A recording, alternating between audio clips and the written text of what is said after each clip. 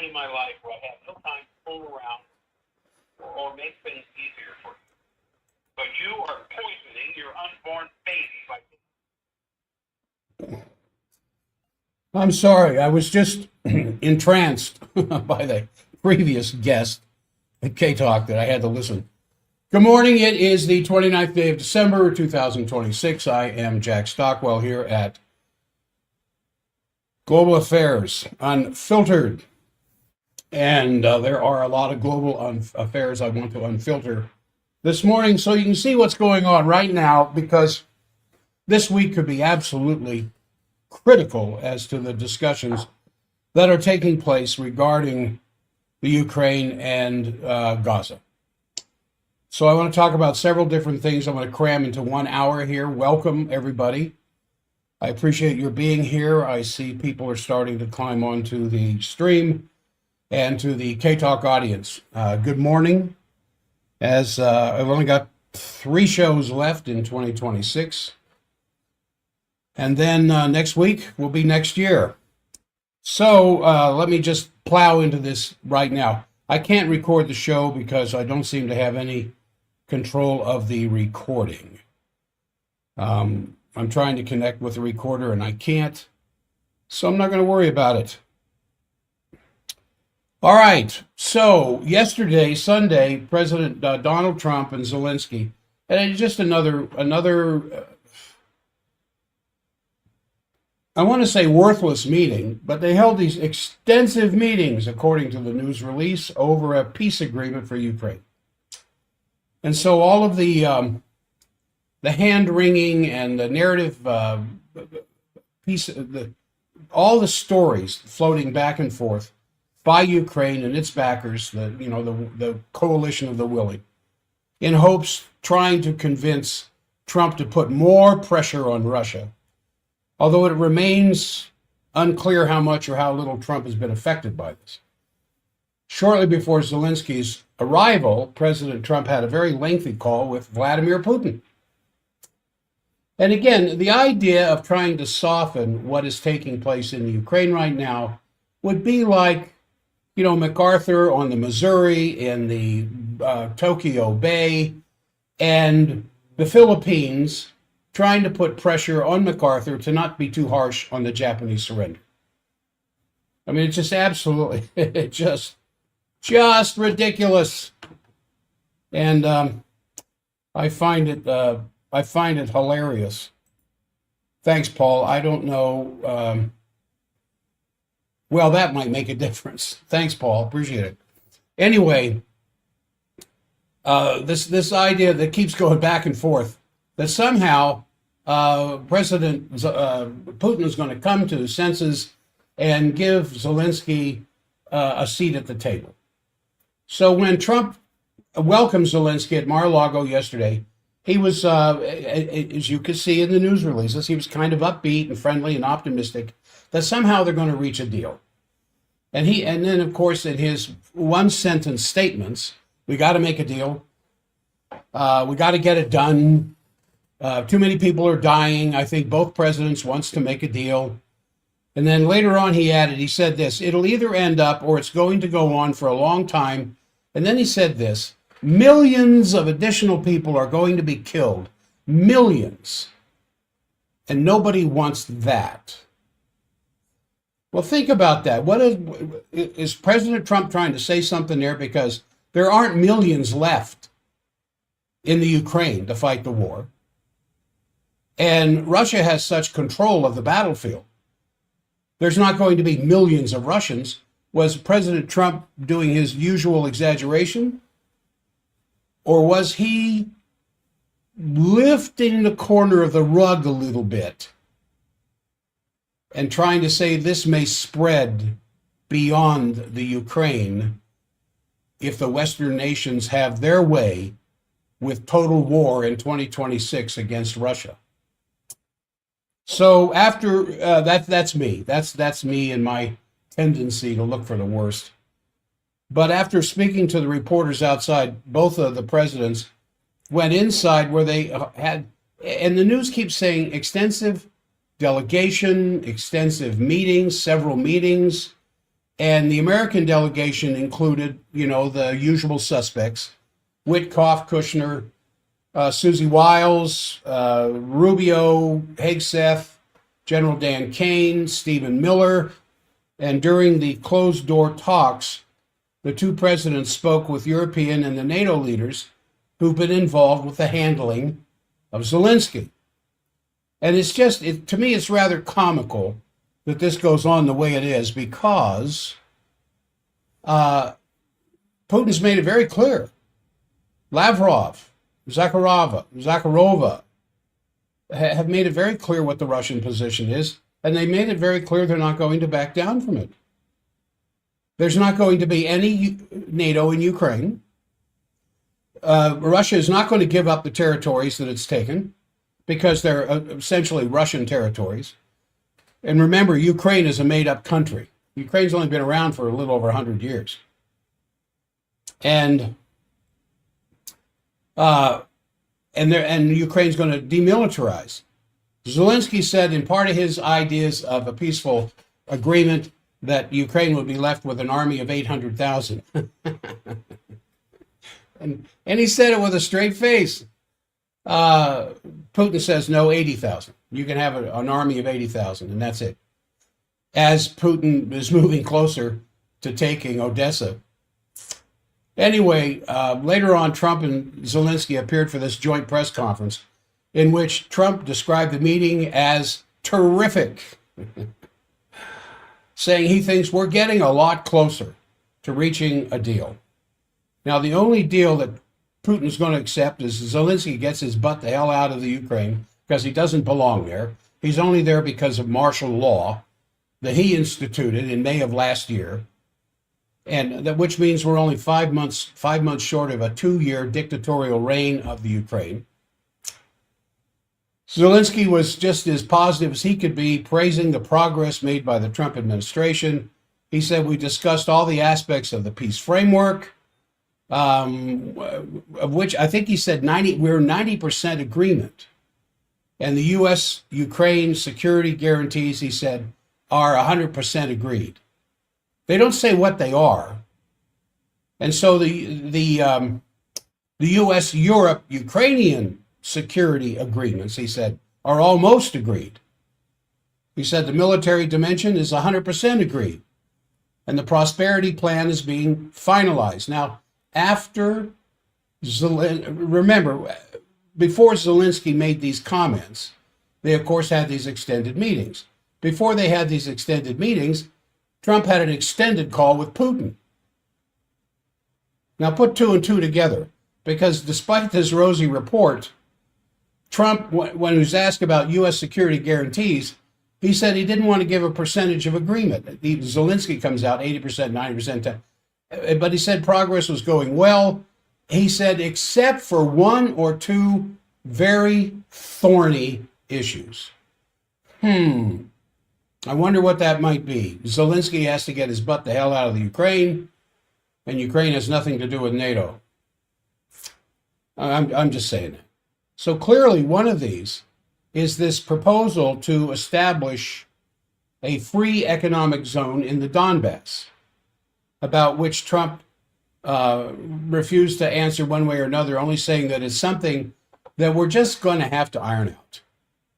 That is a proposal within Zelensky's 20-point plan in which Ukraine withdraws from all of the Donbass, but which mandates that Russia cannot occupy it. Russia has to leave it demilitarized. And knowing what happened after 2014 and the constant bombardment of the Ukrainians against the Eastern Ukrainian citizens of Russian extraction, they're not about to do that. Maybe that's one of the thorny issues. And then asked further about what the most difficult issues in the negotiations are, Trump said this. He says, the land. Some of that land has been taken. Some of that land is maybe up for grabs, but it may be taken over in the next period, over a number of months. And are you better off making a deal now? He said, I think it's time to end. Well, yeah. If there's land in the discussion, you better make the deal now, because a few months from now, there won't be any land to negotiate. It'll all be Russian. So Trump also revealed that the new working group, as mentioned by Kremlin aide Yushakov, after the earlier call between Trump and Putin, would be composed of Witkoff, Kushner, General Kane, and Rubio, and perhaps others. And Ukraine will also have such a working group, as will Russia have a working group. And so on multiple occasions, Trump slammed, remember, Russia hoax, Russia hoax. He says that was a terrible operation. It kept us from dealing with Russia and kept Russia from dealing with us. But I think we're past that, and I think we're going to get there. And then on security agreements, Trump said we want to work with Europe, and Europe is going to take over a big part of it, but we're going to help Europe 100%. What does that mean? Then on the ceasefire, Trump defended Russia's rejection of a ceasefire. He says, I understand President Putin from that standpoint. You know, you have to understand the other side. Yeah, it's the art of the deal, President Trump. Yeah, the Russians aren't going to have a ceasefire. I mean, you see what's happened with the ceasefire in the Gaza. It just allows both sides to rearm. And in fact, Putin says that's one of the main reasons there's not going to be a ceasefire. It will just allow the Ukrainians to rearm. There's going to be a surrender, or we'll take over as much land as we need to till we totally decimate the Ukrainian army. And the position the Russians are in right now, gaining kilometers every day, gaining villages every day. They're going to be at the Dnieper River before the winter is over. So there was this, what was called a warm call between Putin and the president prior to the Zelensky meeting yesterday. And according to the news releases, President Trump initiated this telephone conversation. And what was reported, it says, according to the Russian president's website, the call went on for an hour and 15 minutes, though Trump later claimed it was 2 hours. And even at one point, he said it was 2.5 hours. According to the Russians, it was an hour and 15 minutes. And Kremlin aide, because of Trump's tendency towards a little hyperbole.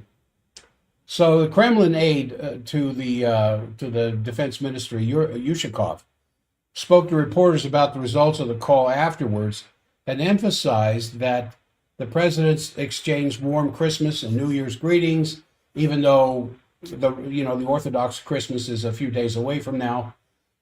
But he noted that President Trump was very attentive to Russia's assessment of the situation and the opportunity for peace. And he said it's the collaboration between the two nations in the spirit of Russian-American agreements continuing from the Alaska summit. And even Lavrov was saying that the other day, and other Russian spokespeople have said, we're following the Alaska agreement.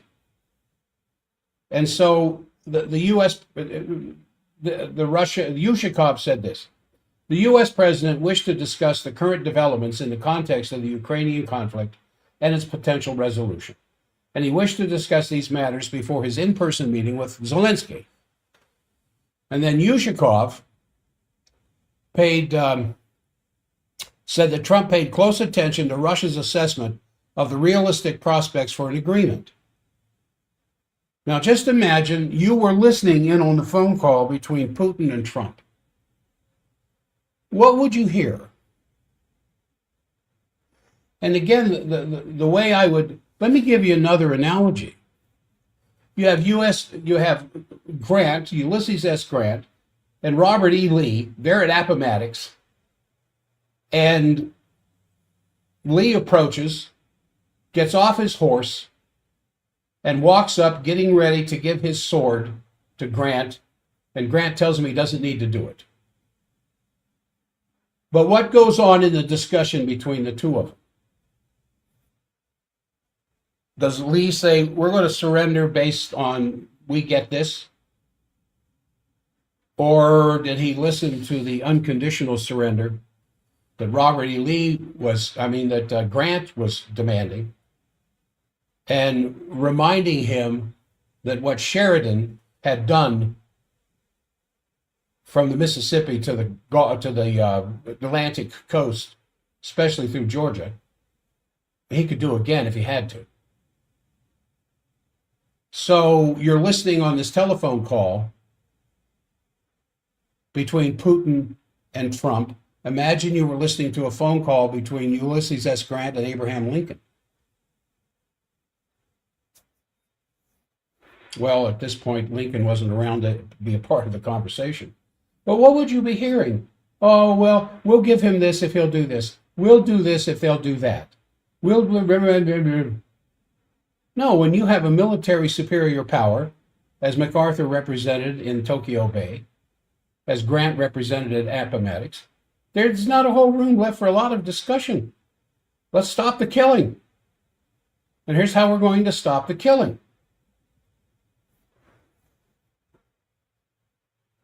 So Yushikov went on here just yesterday and said, most significantly, the Russian and U.S. presidents share, I'm quoting, share a broadly similar view that the temporary ceasefire proposed by Ukraine and Europe under the pretext of preparing for a referendum would merely prolong the conflict and risk a renewed escalation on the battlefield.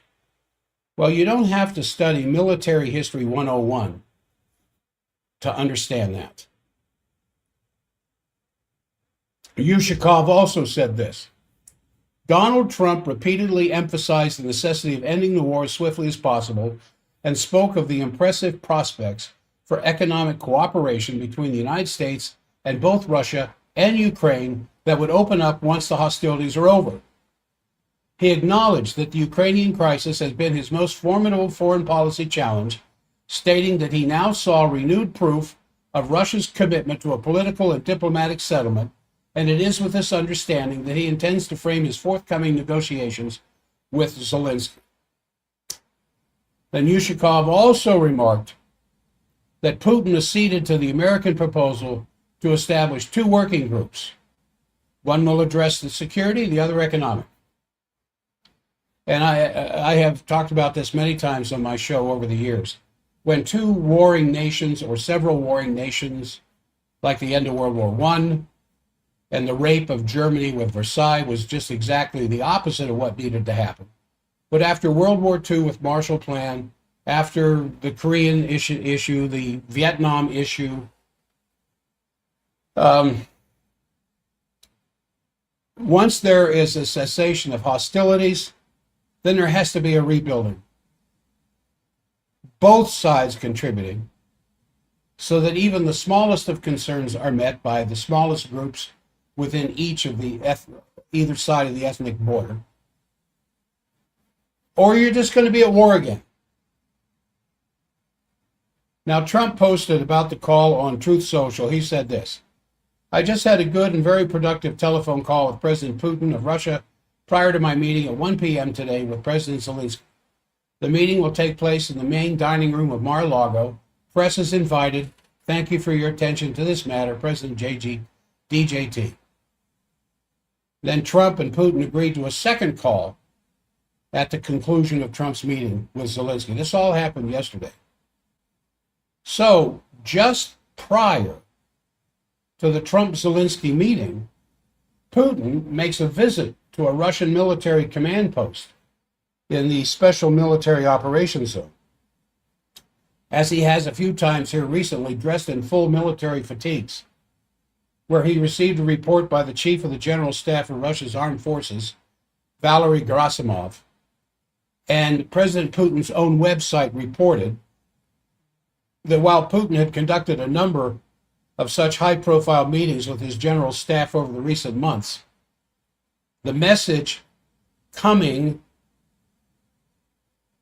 with his just 2 hours before the Ukrainian President Zelensky's meeting with Trump, the message to his general staff was unmistakable.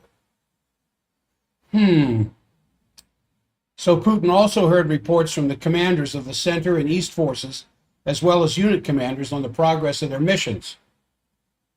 It's interesting that Putin publishes this on his website. Putin heard reports from these commanders, and it's claimed that the towns of Dmitrov and Donetsk Gulyaspol in the Zaporizhia region have been liberated. Gulyaspol is the second largest city in the Zaporizhia region, and hence its liberation opens up great prospects for a continued offensive, he said. So in the midst of these talks by the West to get Putin to stop and to sit down and negotiate a peaceful settlement, Putin is telling his general staff, get ready, we're not done. But the remarks by President Putin were the most significant element of that meeting. Because after hearing all the reports from his commanders, Putin concluded the publicly recorded part of the event with an unmistakable message.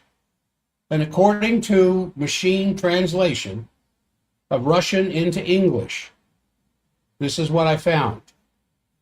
Now we see that intelligent people have emerged in the West who are recommending that the Kyiv authorities accept decent terms for ending the conflict and are offering good basic conditions for ensuring Ukraine's long-term security, conditions for restoring relations with the Russian Federation, and restoring Ukraine's economy.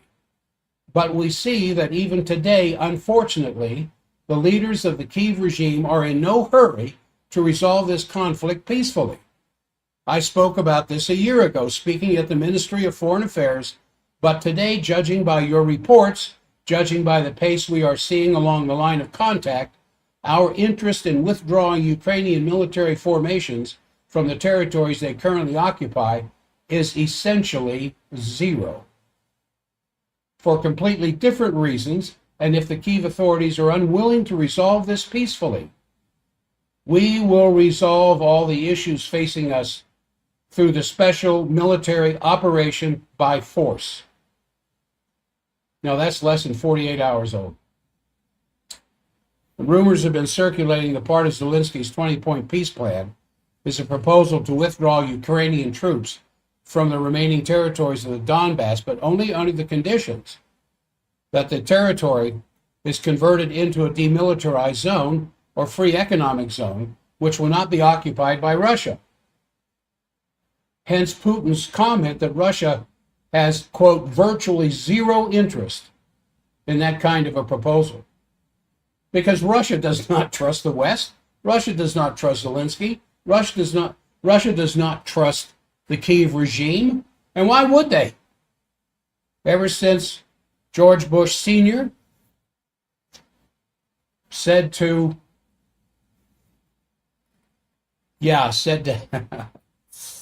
I'll think of his name here in a second. NATO will not move 1 inch further east. They've lied 6 major times. NATO has moved further east toward Russian borders.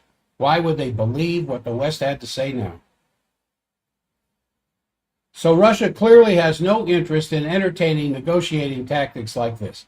And I'm sure that's what's going on between President Trump and President Putin in the telephone call that I wish I could have heard prior to Trump's meeting with Zelensky. Russia clearly has no interest in entertaining that kind of a tactic.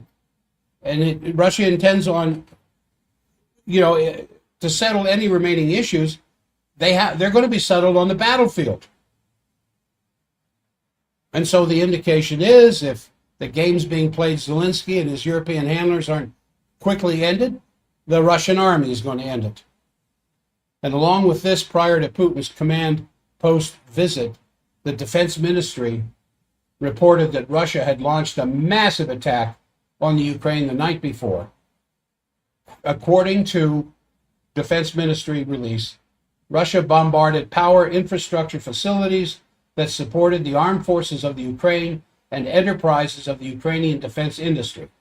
The goal of the strike was achieved. All the assigned targets were engaged. All right, now, how about on this side of the pond? How are we responding to this? Well, not we. How are certain warmongering interests located inside the United States responding to this? Foreign Affairs, the main organ of the Council on Foreign Relations, this Christmas season, the editor, Dan Kurtz-Phelan, sent out an email December 20th with a startling subject line, "The Return to Total War." And that was the title of an article published in Foreign Affairs a year ago, October of last year, which the editor had urged everyone to read again. Foreign Affairs is the magazine of the Council on Foreign Relations, as I said, which was set up in 1921 as a sister think tank to the British monarchy's Chatham House, the Royal Institute of International Affairs, the RIIA you've heard about before. The same being the same oligarchs whipping Europe into a war frenzy today. And the promoted article was subtitled, "Understanding and Preparing for a New Era of Comprehensive Conflict." Now, the Council on Foreign Relations is considered a sister think tank of Chatham House. Actually, it's the child of Chatham House. It's the fully integrated royal family MI6 integration into American political thinking, following up the establishment of the Federal Reserve. One thing was to get a hold of our credit. The other thing is to get a hold of our foreign policies, which they've firmly held for a long time. I know I'm preaching to the choir. I know you know this stuff. But the author of this article, Mara Karlin, who was the Assistant Secretary of Defense for Strategy, Plans, and Capabilities under Biden, who oversaw the development and the implementation of the very hair-raising 2022 National Defense Strategy. In an article that answered it was published in EIR, Who's Playing Nuclear Chicken and Why, that 2024 Biden policy still applies. And Foreign Affairs editor said this in this article: "Total war is back." This is October of last year. "Total war is back. Indeed, there are signs everywhere that countries are preparing for all-out conflicts. Just this week, the Trump administration asked Congress to approve the largest ever U.S. arms package for Taiwan. And the head of the British military said the United Kingdom needs more people ready to fight given threats from Russia." Then Carlin's advice for the Washington thinkers is persuasive if counterintuitive. The best way to avoid total war is gearing up to fight one. So the premise in Carlin's article about total war is that war is man's natural condition. No, I don't believe that. I don't believe that at all. Not any more than it's the natural emotional basis of human beings to hate or to be racist, unless they're taught. You have to be taught hate. You have to be taught racism. You have to be taught superiority. And so she said this: "Every age has its own kind of war," citing Clausewitz. She said, "War is different today than during the post-9/11 war on terror, whose wars which destroyed Afghanistan, Iraq, Libya, which she dismisses as highly circumscribed.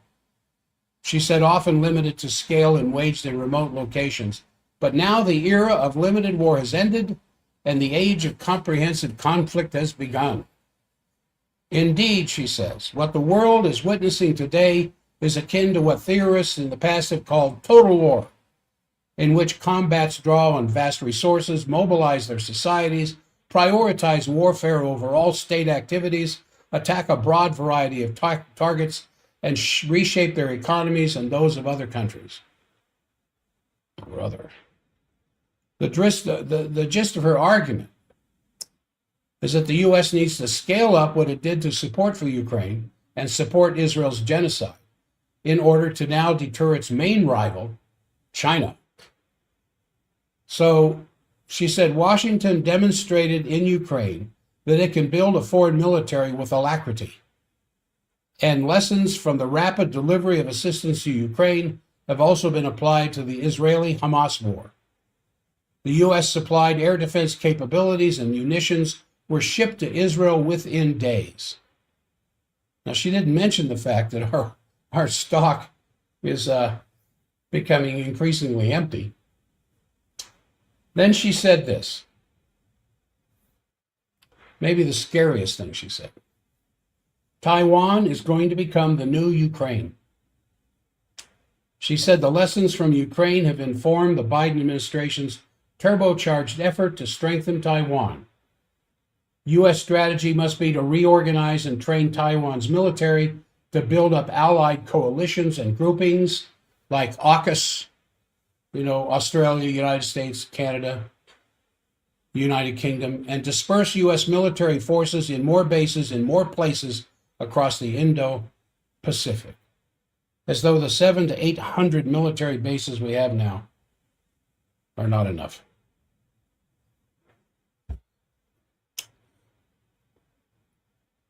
Kind of really an interesting way, when you look at it, to start the new year. Now, a couple of comments about the U.S. strike on Nigeria. Just all the hypocritical nonsense from President Trump on defending the Christians in Nigeria, with no mention whatsoever of defending the Christians in Gaza. Do you know there are Christians in Gaza? Do you know there are Christian churches? There were. I'm not sure if there's any left. There was a really old, more than 1,000-year-old, not a cathedral, but a Christian church, larger than a normal thing, in the Gaza that the Israelis bombed and destroyed. And they are targeting and killing the Palestinian Christians as much as they're targeting and killing Palestinian Arabs, Islamic people. No mention of that. Just the Christians in Nigeria. Do you know what country in Europe? Here's a little trivia question for you. Not Europe. What country in Africa has the largest oil and gas reserves?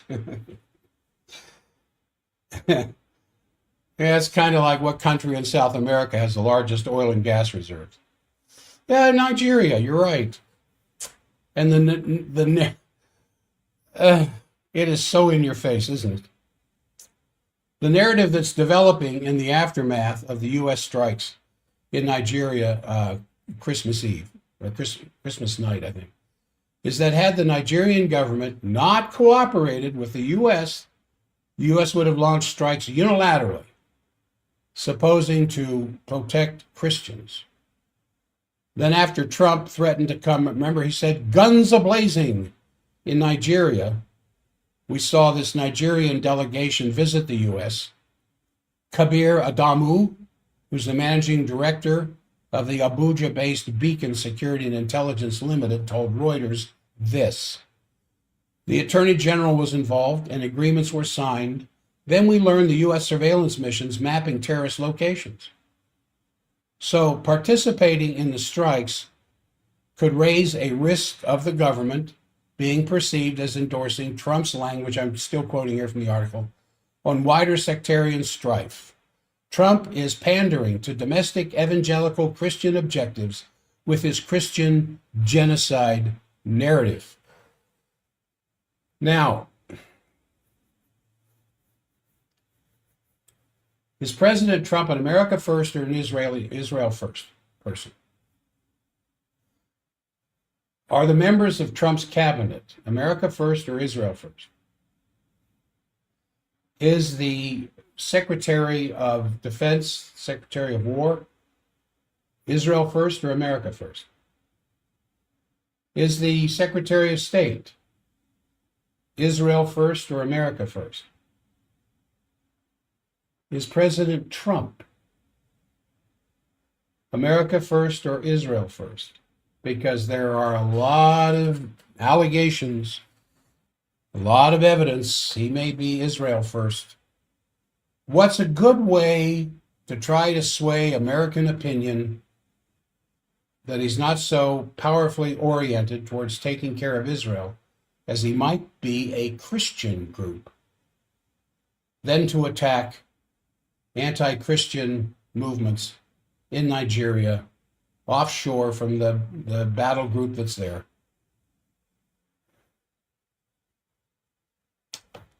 Nigeria's sovereignty, and has accused as a gross violation of their sovereignty, accused the U.S. government of pursuing a hidden agenda while dividing the country along religious lines. Their spokesperson said, "The U.S. has been consistent in trying to deepen our religious divisions. It has threatened to attack us instead of assisting us to deal with a problem that only Nigerians can." He said, while noting that the U.S. could not win the war against terrorism in the country, he decried the Nigerian government's failure to handle the situation. Said the U.S. does not have a foot in our door. It has the whole room. How do we say to the U.S., go home? Well, an excellent question, to say the least. Well, despite all this stuff I'm talking about, I still have the Christmas spirit. I still feel excited about the season that we're in. But when you reflect on the larger picture, I know you do as well as I have somewhat of an inkling that the coming year, 2026, probably will break up the whole situation that as it exists right now, either for good or for bad. But a lot of the processes are so absolutely tense that it's almost impossible to imagine things are going to continue on this same level as they are now in the Ukraine, in the Gaza, in the Caribbean, in the Pacific, like they are right now, for any longer period of time. So kind of what we might experience right now is not just a multitude of regional crises, but this unbelievable epical change of 500 years of colonialism definitely coming to an end. And even though it was predicted by Roosevelt in his last meeting with Churchill and Stalin, where Roosevelt said prior to his death to Churchill, "Your days of colonial control are over." Well, I'd love to be able to sit there and watch the look on when Roosevelt said that to Churchill. Roosevelt was not a friend of the British Empire by any means. But here we are now, half a century later, a new order is developing. Not totally shaped up, and the old order is disintegrating. And the problem is that the establishments of this old order, which for a long time was dominated almost completely by European politics, by colonial powers, by this London, Wall Street, Washington cabal, in my view, is irreversibly gone. It's over with. And they simply have not yet adjusted to the fact that if the West wants to play a role in the future dynamics of this planet, they're going to have to change. They're not yet willing to change, so they're sticking to the old narrative. For example, the crisis in Ukraine is the result, they say, of an unprovoked war of aggression by Russia, completely trying to impose on the thinking of the people that there was some, was there some prehistory before February 2022? Namely the NATO expansions, which all military experts of any significance in the United States, France, Germany, Italy, all agree is the reason why this war came about. If you listen to Professor Jeffrey Sachs, Professor John Mearsheimer, all the VIPs, those who make up the VIPs group, Larry Johnson's group, Colonel Douglas MacArthur, Judge Napolitano, all the other speakers on their programs have said many, many times, it's almost unbelievable to imagine how the elites think they can control this narrative when it's clearly untrue. This was not an unprovoked war of aggression by Russia. However, the insistence that it is an unprovoked war of aggression by Russia, that Russia needs to strategically be defeated, has brought us dangerously close to a much greater war. And Viktor Orban, the Prime Minister of Hungary, warned that he is worried, and I've quoted him before 2 or 3 times over this last year, that he said the big war will be in 2026. Just a few days from now. Not right away, but in the coming year. And obviously, there have been the drumbeats of war, like NATO's General Secretary, Mark Rutte, who in December in a speech in Berlin said, we have to prepare for the big war. He said, we have to get used to the fact that we're going to have to be doing the things, and I think I talked about this last week or the week before, that our grandparents and our great-grandparents did, obviously referring to World War I and World War II. The General Secretary of NATO said this in December. We have to get used to the fact that we have to do what our great-grandparents and our grandparents did. This is completely it's nonsense. Because if it comes to a war, it's not going to be a conventional war like World War I and World War II. All the reasonable military experts agree that Russia has neither the military capacity nor the personnel to occupy a single European NATO country. Given the fact that they had a very slow pace in making territorial progress in the Ukraine, obviously respecting certain rules that could be, it could have been taken out with a much larger bazooka than what they've been using. But nevertheless, it demonstrates that the Russian conventional forces are not so large as to do that. And therefore, this kind of talk is ludicrous. Because if you continue these provocations, like rearm Europe and what's it called, Operational Plan Russia, Germany, which are massive armament programs, and then you add some little ship bumping into another ship in the Baltic Sea, or some incursion around Kaliningrad, which is being talked a lot about, or down in the Black Sea, or some other potential crisis spot, you are looking immediately at Armageddon and the potential use of nuclear weapons, because they cannot fight conventionally. Europe cannot man a conventional war, and Russia has clearly demonstrated they can't, in the fact that it's taken 3 years to make the gains that they have. There are German journalists like Eva Pally, who did an interview with Sergei Karaganov in Moscow, who said very bluntly that if it ever comes to such an incident, and I think I reported on this when it came out here a few months ago, or a few weeks ago. If it comes to this kind of a conflict, she said, Germany and Europe will vanish from the face of the earth. She said they will cease to exist. That's the kind of war that will be fought if this goes any further. Not man to man, taking an acre after an acre, like has been going on in the Ukraine now, this last year with the continued Russian advancement. That kind of war fighting is over with. And with the Burevestnik and the Orishnik missiles, should it come to that, she said Europe and Germany will disappear from the face of the earth. The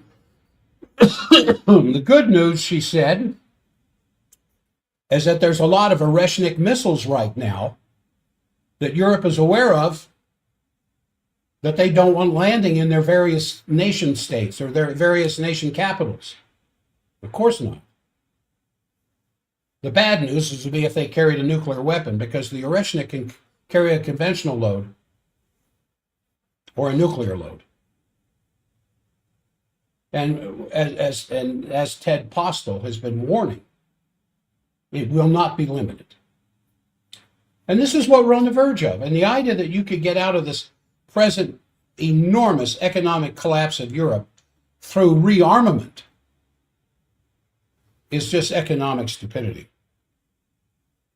Then the former military advisor of Chancellor Merkel, Brigadier General, who's retired, Eric Vade, just emphatically recently said that the very idea that you could restart the economy with a militarization program is completely erroneous. I'm glad a military person said that, because obviously it only absorbs capital, which would not otherwise be invested where it needs to be, in infrastructure, in industry, in agriculture, in the collapsing schools, the collapsing hospitals. And with the healthcare system, in almost all the NATO countries, they're going for massive austerity. We can no longer take care of this. We can no longer take care of this age group. We can no longer take care of these conditions. And I'm sure that it's not any better here, with people dropping off insurance lists left and right. And I hear this from my patients. This is no surprise news item to me. I hear it from my patients. So you kind of have to review how this whole thing happened. And I think it's quite fortunate the National Archive in the United States just declassified, based on Freedom of Information requests, the documents of the direct discussions that went on between President Bush and Vladimir Putin in 2001, 2005, George W., 2005, and 2008. Now, that's not new, but it's confirmed that the attitude of Putin in 2001 was for complete openness between the countries. He wanted cooperation with NATO. He even asked if Russia could join NATO, which he had also requested of Clinton, and then repeated it to President Bush. He said, Russia is a European nation. He said, we're a melting pot, just like the United States. We want to be part of the new security structure in Europe. Well, we know that that was nixed rather quickly. From the Russian standpoint, the first time they really realized that this was an absolute no, of course, was the Orange Revolution in Ukraine in 2004, but especially in 2008, when that same George W. Bush insisted Ukraine and Georgia should become part of NATO. And it was actually because of the insistence of Chancellor Merkel that that was avoided. But since then, the promise to have Ukraine and Georgia eventually join NATO is what has been the driving force of this whole escalation ever since. And I think it's very important to review that, because the historical facts speak a very clear language that the West knew that the red line was putting offensive anti-ballistic missile systems in the Czech Republic and in Poland and then Romania. And there have been many security conferences in Moscow over the years in which it was clearly stated where the red lines were. And if you look at the map, not only was the promise not to expand NATO 1 inch eastward, not only was that broken, but NATO has expanded 1,000 kilometers to the east. It's a reverse Cuban Missile Crisis, creating these potentially offensive weapon systems closer and closer and closer to the Russian border, because some of these ABMs, these anti-ballistic missile systems, can be offensive systems, which means the closer they got to Russian border, the warning time could be reduced to 5 or 6 minutes to hit Moscow, which was completely unacceptable. But all of these justified claims by Russia have been completely ignored, as though Russia was the big bad guy trying to reestablish the Soviet Union. And any reasonably thinking human being looking at the history of all of this and these documents that just came out through FOIA of the discussions between George W. Bush and Putin 20-some years ago prove that point. And now you have a situation in which the danger of an escalation is as big as ever before. I think we should pick up on what the Pope said on Christmas when he was making again another strong appeal for peace. He said that before that only peace was holy and that the war is absolutely to be outlawed. Now, who listens to the Pope? And so in a time, I do, usually they've got something really good to say.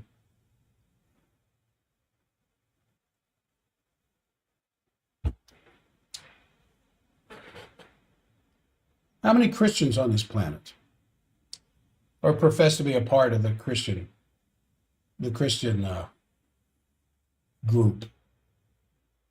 What percentage of them are Catholic? You know, because in a time of nuclear weapons, war cannot be the means of conflict resolution. Only dialogue and diplomacy can. That's what the Pope is saying. And so with this whole armament thing goes another development in Europe, which is extremely concerning. And I see it to some extent in this country, is that free speech and freedom of opinion and even freedom of thought are being attacked. And then this absolute scandal of the EU sanctioning Jacques Bad. I talked about that several times, and so have a bunch of other podcasters. A former member of the Swiss Strategic Intelligence Service, an absolutely respected moderate or kind of a right-wing analyst, not somebody left or radical at all, just a very objective, excellent analyst who's written many books which are respected in the whole world. He was sanctioned, supposedly because he would repeat, if you can possibly believe it, the Russian narrative, just as I have the last 50 minutes of this program. Despite the fact that he claims that in order to avoid such accusations, he only uses Ukrainian, American, French, German sources, never uses Russian sources to make his analyses, and this is what some legal experts call the civil death of a person. Because if you squeeze the accounts of someone, take their money away from them, ban them from traveling, he can't even travel back to his home in Switzerland because he's banned from traveling anywhere from inside the European Union.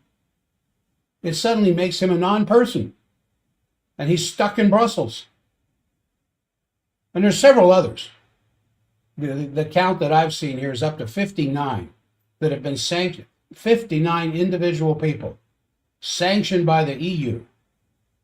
And the German government is completely backing it up, even threatening other people to be sanctioned as well.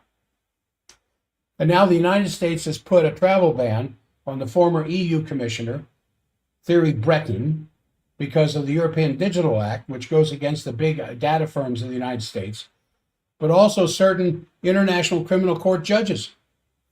One from Slovenia, one from France.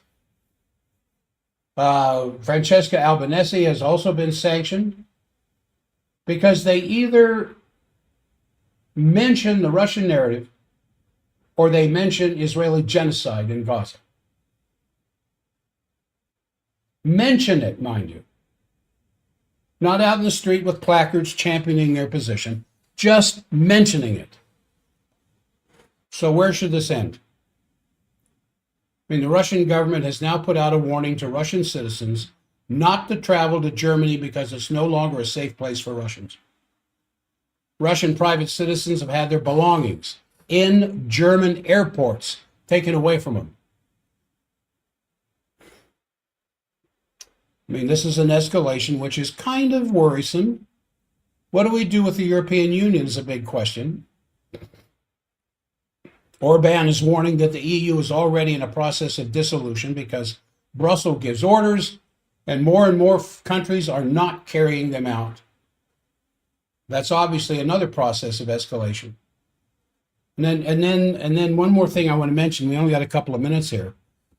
President Trump again has announced a special envoy for Greenland, which has absolutely worsened relations with Denmark to a point of crisis. The Danish people are extremely worried because the United States still wants to annex Greenland. Now, Trump said earlier, remember, he wanted to annex Canada because he wants the United States to be the largest territory of the world, not Russia. So these are rather bad developments as well. And I think it's quite ominous that the United States, as I mentioned earlier in the program, bombed some of the ISIS locations in Nigeria, supposedly at the request of the Nigerian government. And then I mentioned the back and forth statements coming from the Nigerian government. So it's not clear if the Nigerian government completely agreed to have this done.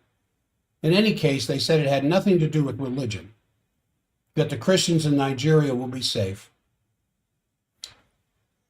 And then naturally, there are, in the Israeli press and elsewhere, these big warnings of what the outcome is going to be when Netanyahu visits Trump today.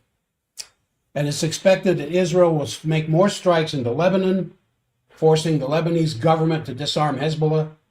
Likewise, there's going to be more strikes into Gaza, trying to disarm Hamas, which they have not been able to do. And then there's more settlements in the West Bank because Smotrich has allowed a lot more settlements. Settlements. So the big question is, will Netanyahu try to get approval or cooperation for new strikes against Iran when he meets with the president today? Trump was probably not going to do that. Hopefully he won't, because there is a growing sentiment in our population. Especially, there is a poll that the Republican youth are now completely against further cooperation with Israel. More and more of the Republican youth in this country are turning out to be America firsters, not the Israeli firsters that they tried to get Charlie Kirk to turn his crowd into. So what's this going to lead us to? Well, hopefully some common sense. And the global majority, the BRICS people, I think is the direction to turn. That's the direction our government needs to turn to.